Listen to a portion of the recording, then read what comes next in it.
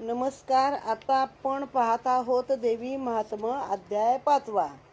सर्वमंगल वक्रतुंड महाकाय सूर्यकोटी समप्रभ निर्विघ्नं कुर्मे देव सर्वकार्येषु सर्वदा. सर्वमंगल मांगल्ये शिवे सर्वार्थ साधिके शरण्ये त्र्यंबके गौरी नारायणी नमस्तुते. या देवी सर्वभूतेषु श्रद्धारूपेण संस्थिता. नमस्तस्ये नमस्तस्ये नमस्तस्ये नमो नमः. श्री गणेशाय नमः. मेधा म्हणे सुरथ राजा मार्कंडे सांगे शिष्यवर्या. सूत बोले शौनकादिका आचार्या सावधान परिसावे. आता महासरस्वती आख्यान सांगतो मी तुम्हाला गुण. हा 3रा अवतार पूर्ण 9वा अध्याय जाणीजे. म्हणजे 3 रूपांची आपण ह्या नवरात्रात पूजा करतो ना, महाकाली, महालक्ष्मी आणि महासरस्वती. आता या सरस्वतीचे पुढे 9 अध्याय आहेत. हे भगवती चरित्र निश्चित श्रोत्या वक्त्यासी करी पुनित. अधिक अधिक तृष्णा वाढीत याच्या श्रवण पठनाची. असो पूर्वी शुंभ निशुंभासुर दोघे दायाद महाक्रूर. देवाचे शत्रू अनिवार पराक्रमी जाहले. संग्रामी शोभतो म्हणून शुंभायचे नामाभिधान. त्याहून तो अत्यंत शोभायमान निशुंभ म्हणती तयासी. ते दोघे कामरूपी असुर त्याही त्रैलोक्य जिंकिले सत्वर. जिंकोन या देवनी कर यज्ञ भाग घेतले. दोघांनी करुणिया शौर्य घेतले सकळ देवांचे ऐश्वर्य. तेव्हा संग्रामी सांडोनी धैर्य देव पळते जाहले.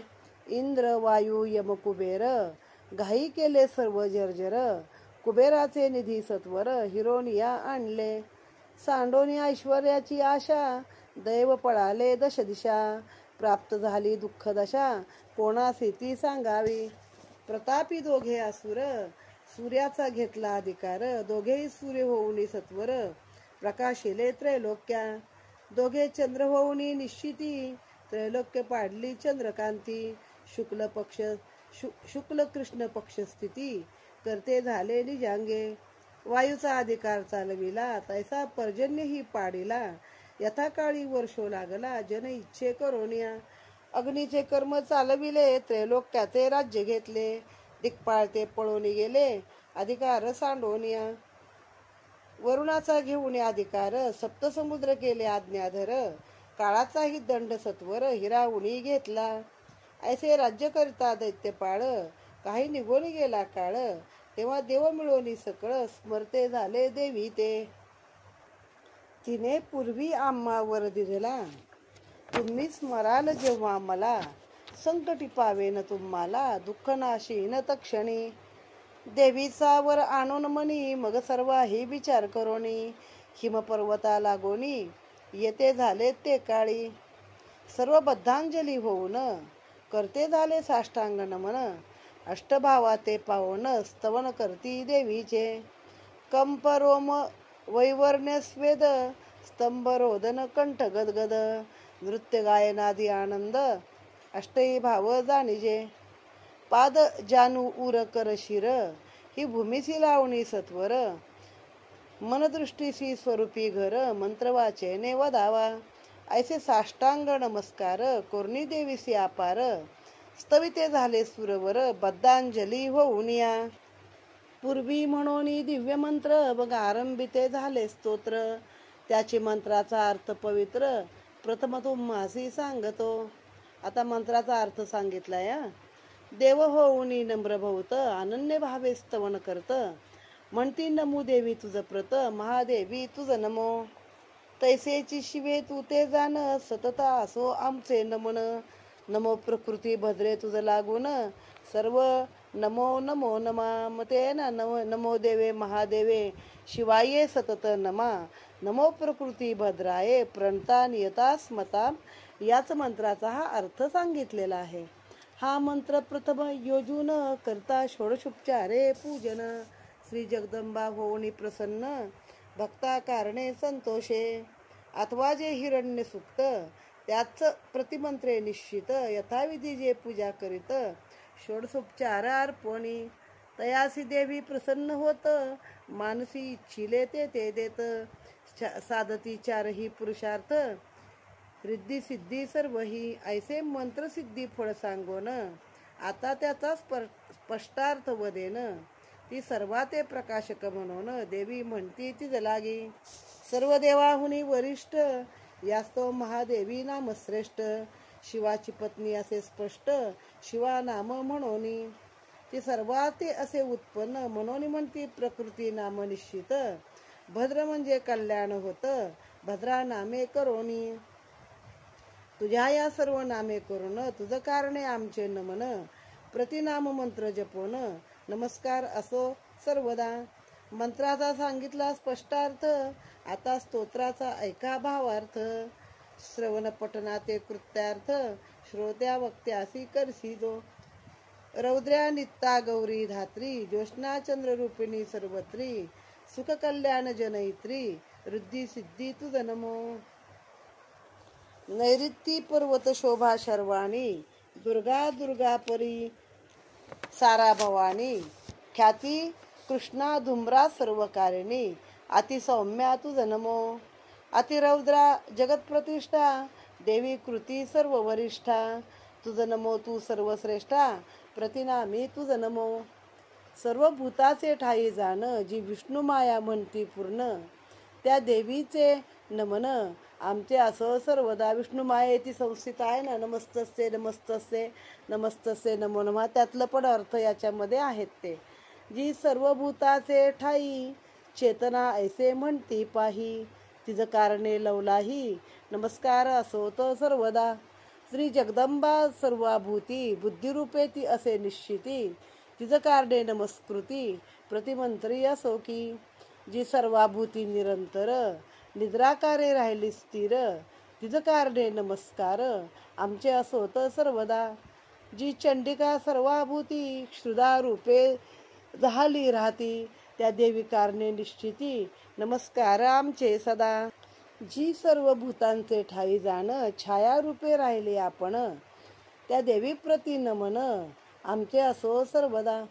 जी सर्व भूती पाहे शक्तिरूपी राहिली आहे.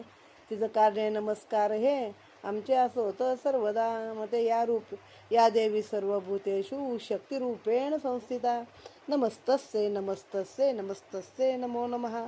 याच पूर्ण श्लोकांचा हा अर्थ आहे. ज्या सर्व भूती जी चंडिका तृष्णा रूपे असे सर्वता. तिचं कारणे असोत का नमस्कार आमचे सर्वदा. जी राहिली सर्वाभूती रूप धरून या शांती. नमस्कार अनेक तिज प्रती आमचे असोत सर्वदा.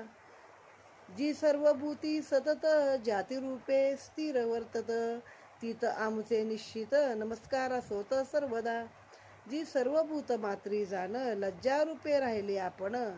त्या देवी कारणे नमन आमचे असे सर्वदा.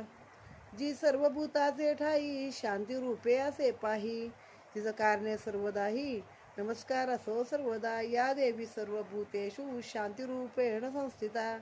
नमस्तस्ये नमस्तस्ये नमस्तस्ये नमो नमः.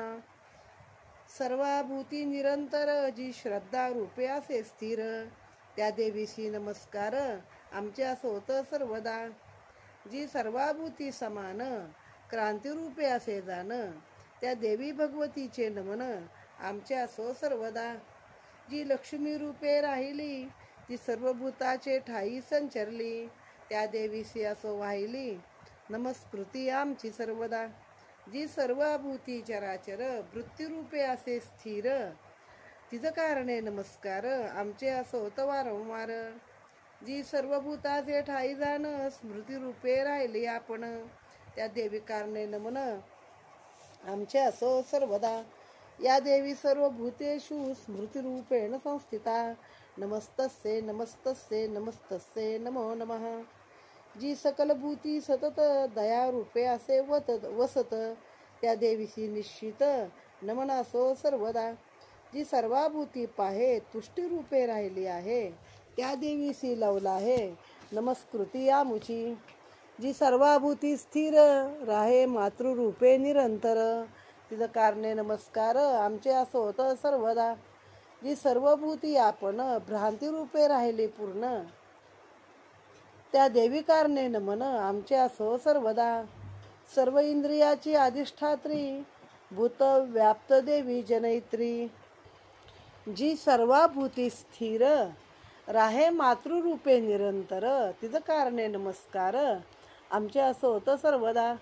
जी सर्वभूती आपण भ्रांती रूपे राहिली पूर्ण त्या देवी कारणे नमन आमचे असो सर्वदा. सर्व इंद्रियाची अधिष्ठात्री भूतव्याप्त देवी जनयित्री चित्तरूपे व्यापिली सर्वत्री तिदप्रती नमो नमः. अभिष्टा संश्रये करून पूर्वी देवांनी स्तविली जाण तशीच इंद्राने सर्वदिनी पूर्ण सेविली ती शुभ करो. ती शुभ हेतू ईश्वरी जाण करो आमुचे शुभ कल्याण. सर्व आपदाचे निरसन करो क्षण न लागता. आता दैत्यतापे करून तप्त होऊन केले नमन एची क्षणी येऊन सर्व दुःखे निवारी. मेधा ऋषी म्हणे सुरता देवायसे स्तवित असता जान्हवी स्नाना तत्वता पार्वती तेथे पातली.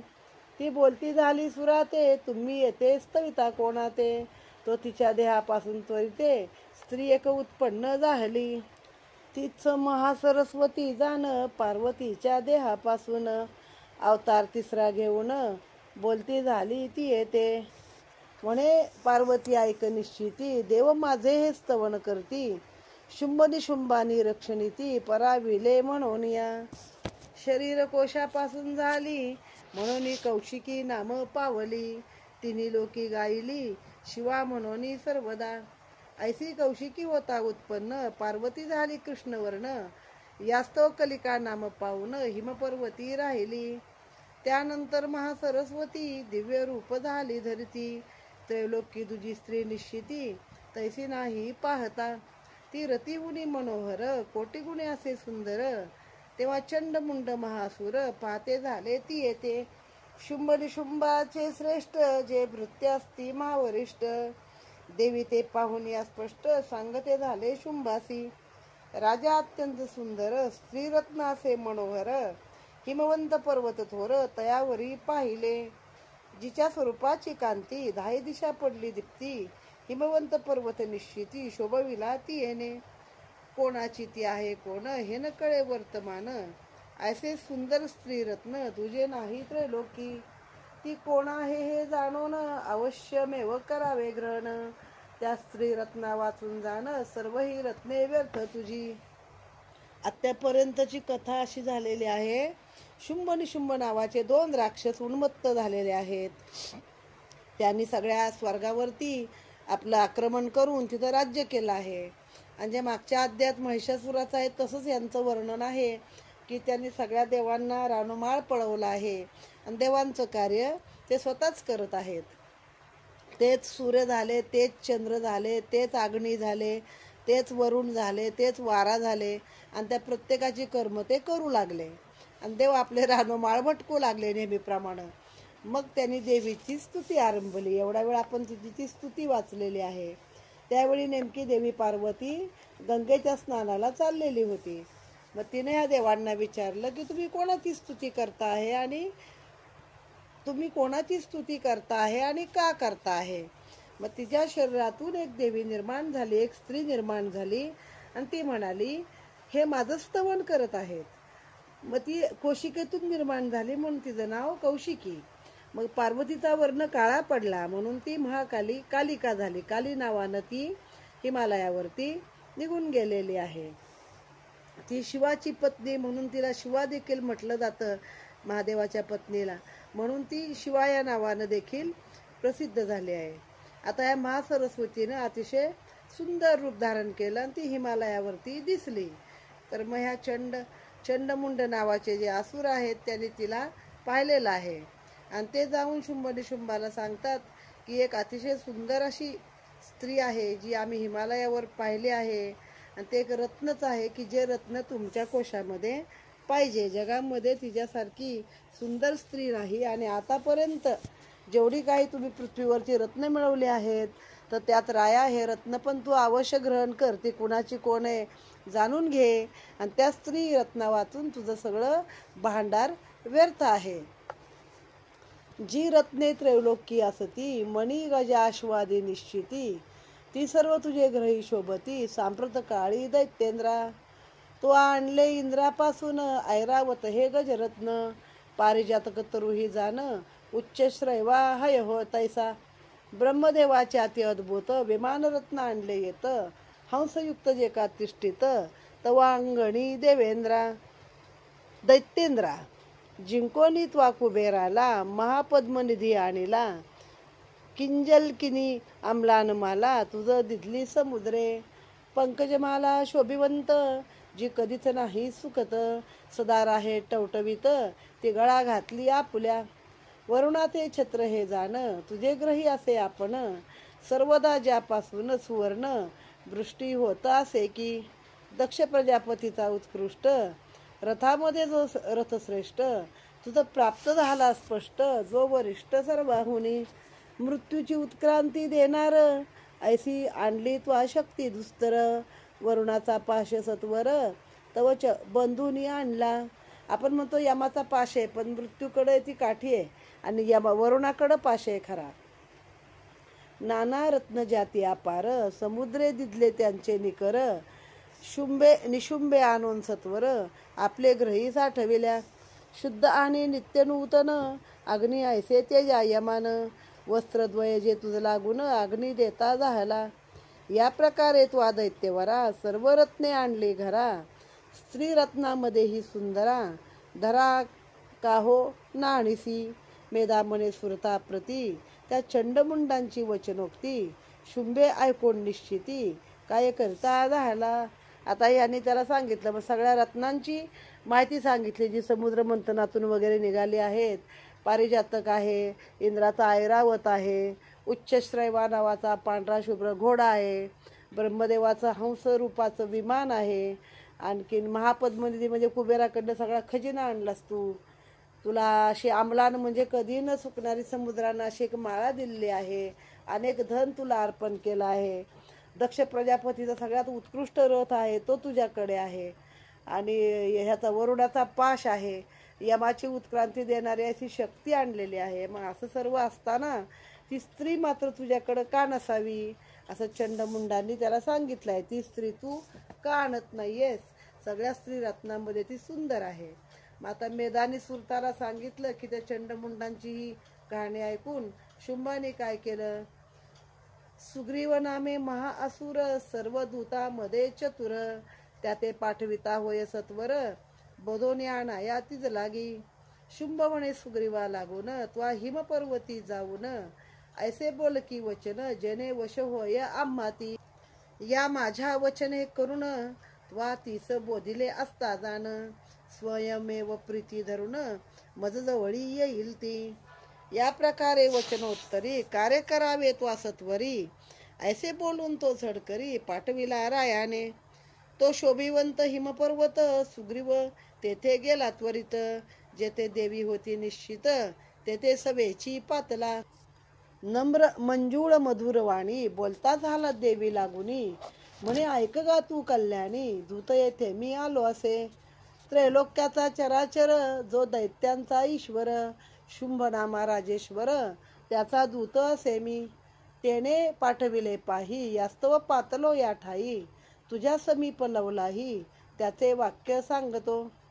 तो जे बोलला असे वचन ते मी सांगतो तुझं लागून, देवयोनीचे ठाई जाण माझी आज्ञा सर्वत्री. ब्रह्मादिक जे सुरवर ते माझे असती किंकर, समस्त माझे आज्ञाधर मम वचने वर्तती.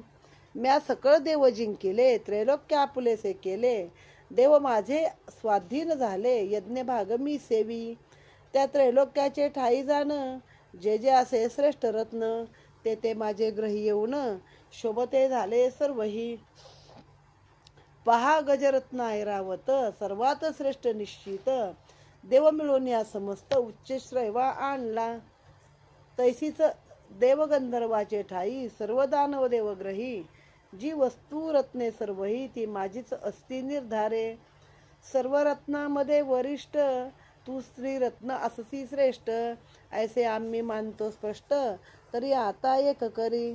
रत्न भोगते आम्ही बर्वे यास्तव तो आम्हासे वरावे, आम्ही तुझ लागी सेवावे हेची योग्य असे जनी.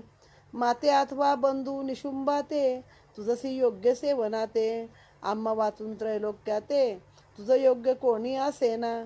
आम्ही पराक्रमी दोघे जण, तू चंचला पांगी योग्य रत्न. माझ्या परिग्रहे करून सर्व ऐश्वर्य पावसी. ऐसे जाणून विचार करी मज लागी येऊन वरी. तू पट्टमहिषी निर्धारी प्राणेश्वरी होशील. मेधा म्हणे सुरथा जाण दूताचे ऐकोनी वचन. दुर्गा भगवती हसून गंभीर शब्द वदतसे. जियेच्या इच्छे करून ब्रह्मादिक झाले उत्पन्न. उत्पत्ती संहार पालन धारण करी जगाचे. ती जगन्माता भगवती बोलती झाली दूताप्रती. तू सत्य बोललासी निश्चिती किंचित मिथ्या नसे की. त्रैलोक्याचा राजेश्वर तो शुंभ दैत्य आहे थोर. तैसेच त्याचा बंधू साचार दोघे समर्थ असती ते. परंतु जरी हे मजसी पूर्वीच समजते वेगेसी. तरी व्यर्थ प्रतिज्ञेसी करुणी गुंतले नसते की.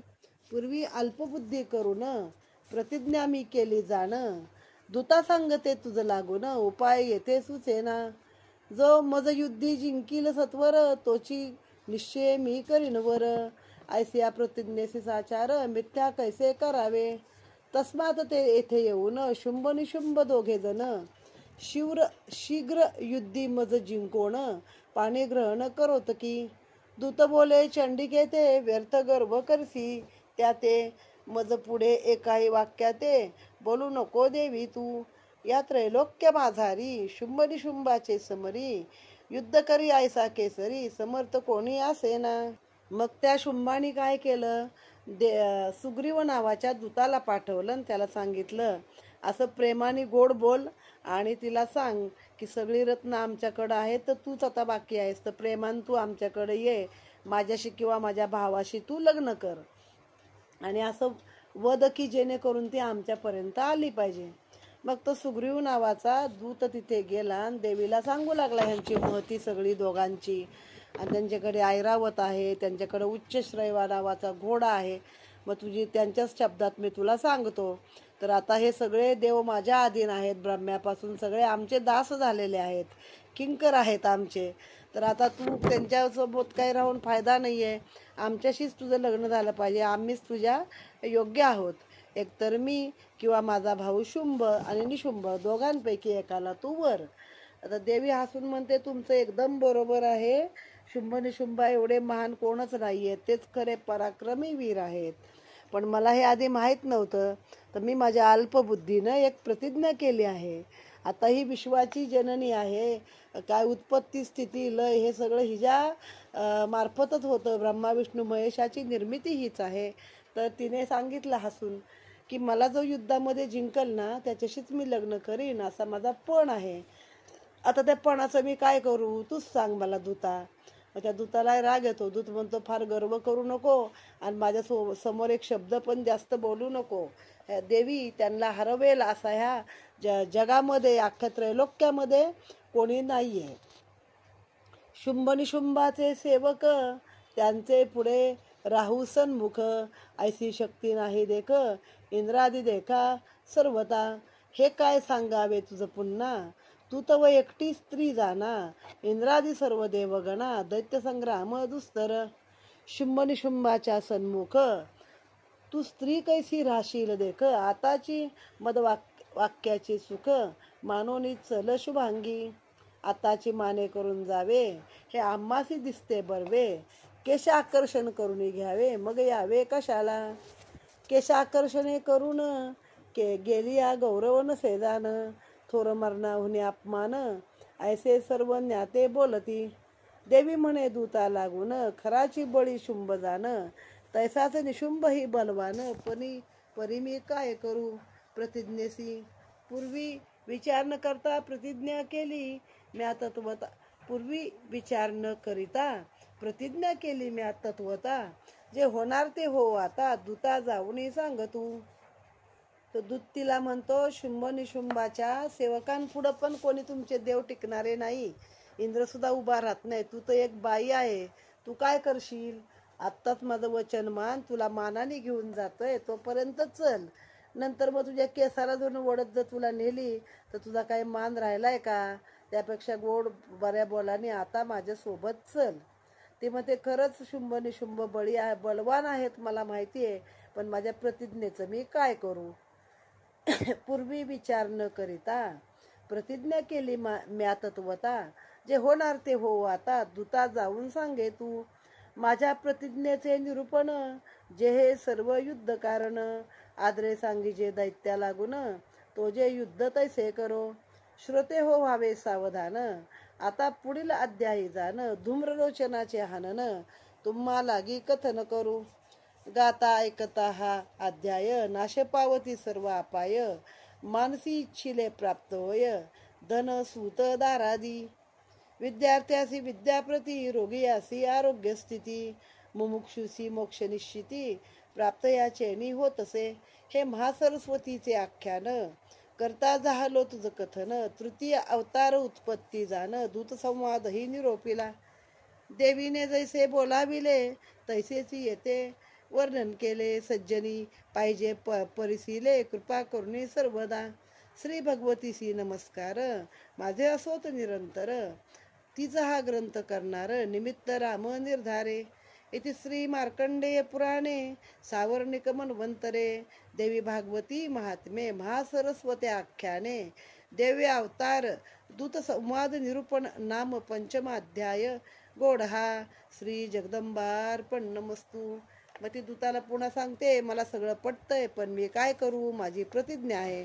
त्याला म्हणावं तू ये, आणि तुला कसं करता येईल तसं युद्ध तू माझ्याशी कर. माझं काही म्हणणं नाही, पण माझी प्रतिज्ञा मात्र पूर्ण केली पाहिजे.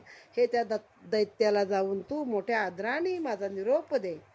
मग अशा रीतीने आता पुढचा अध्याय सुरू होईल, ज्यामध्ये धूम्रलोचन नावाच्या दैत्याचं देवी हनन करते, त्याचं वध करते. आता हा अध्याय ज्यांनी ऐकला गायला, त्यांना त्यांचं जे काही पाहिजे आहे ते सर्व ह्या अध्यायातून मिळत आहे. धन पाहिजे त्याला धन, मुलगा बायको, विद्यार्थ्याला विद्या, रोग्याला आरोग्य, मुमुक्षूला म्हणजे मोक्ष, असं सर्व हे महासरस्वतीचं आख्यान ऐकल्यावरती होत आहे. आता हा तिसरा अध्याय आहे. जसं देवीने सांगितलं तसंच मी वर्णन केलं असं हे लेखक म्हणतात, आणि इथे हा अध्याय समाप्त केला आहे. आता काय उरलेली कथा आपण पुढील अध्यायात पाहूया. नमो देवे महादेवे शिवाय सतत नमा, नमो प्रकृती भद्राये प्रणता नियता स्मता. जगदंबार्पणमस्तु. देवी माते की जय. देवी महात्म अध्याय 5वा समाप्त.